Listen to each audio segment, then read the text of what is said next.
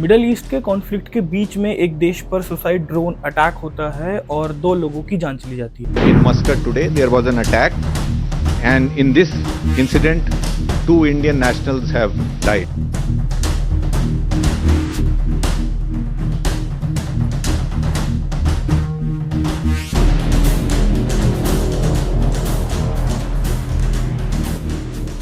अब middle east से एक बहुत ही गंभीर खबर सामने आ रही है, जिसमें कि ओमान के सोहर शहर में इंडस्ट्रियल एरिया में, जिस इंडस्ट्रियल एरिया का नाम अल अवही इंडस्ट्रियल एरिया बताया जा रहा है, वहाँ पर 2 सुसाइड ड्रोन द्वारा अटैक होता है और उसमें 2 भारतीय नागरिकों की जान चली जाती है और कुल 11 लोग घायल होते हैं, जिसमें कि 10 लोग भारतीय बताए जा रहे हैं। अब सवाल ये है कि ओमान जैसे शांत देश में ये घटना क्यों हुई। अब पहले समझते हैं कि जो ओमान है और इसका जो शहर है सोहर, इसकी लोकेशन कहाँ है। तो जो सोहर शहर है ये बिल्कुल स्ट्रेट ऑफ हुर्मुज के नज़दीक है। अब मैं पिछली अपनी 2 वीडियो में बता चुका हूँ कि स्ट्रेट ऑफ हुर्मुज के पास ही ये पूरी की पूरी लड़ाई अभी चल रही है और इसके नज़दीक होने के कारण ये सोहर शहर बिल्कुल रेड अलर्ट पर है। अब वहीं दूसरी तरफ बात करें तो ओमान की कुल आबादी का लगभग 20% हिस्सा वहाँ पर इंडियंस रहते हैं। अब जिसमें कि लेबर से लेकर वहाँ के डॉक्टर, इंजीनियर और आईटी विभाग तक भी इंडियंस मौजूद हैं।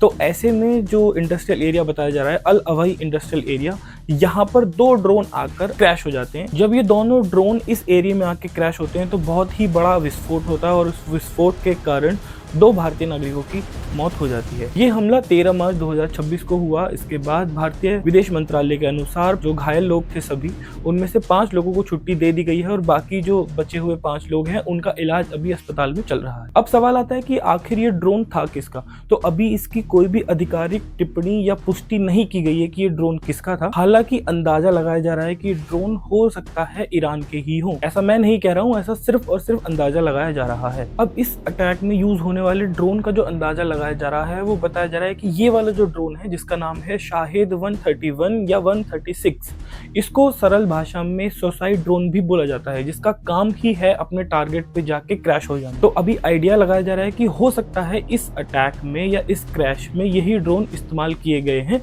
ईरान की तरफ से। इस पूरे हमले में जिन 2 लोगों की मौत हुई है उन लोगों की कोई भी फोटो या कोई भी जानकारी अभी सामने नहीं आ रही है। एजेंसियां उनके शव इंडिया लाने के लिए काम कर रही हैं और जब तक उनका परिवार पूरी तरह से पुष्टि नहीं दे सकता तब तक उनकी कोई भी जानकारी बाहर मीडिया में नहीं आ सकती। फिलहाल ओमान की सरकार इस घटना की जांच कर रही है और ये घटना याद दिलाती है कि अब मिडल ईस्ट का कॉन्फ्लिक्ट और मिडल ईस्ट की टेंशन वहाँ के लोगों को और वहाँ पर काम कर रहे कर्मचारियों के लिए भी धीरे धीरे खतरा बनती जा रही है, जिसकी कीमत भारतीय नागरिकों को भी चुकानी पड़ी है। उम्मीद है मिडल ईस्ट की टेंशन जल्दी से जल्दी सॉल्व हो और मैं मिलता हूँ आपसे ऐसी ही किसी और वीडियो में। तब तक के लिए जय हिंद, जय भारत।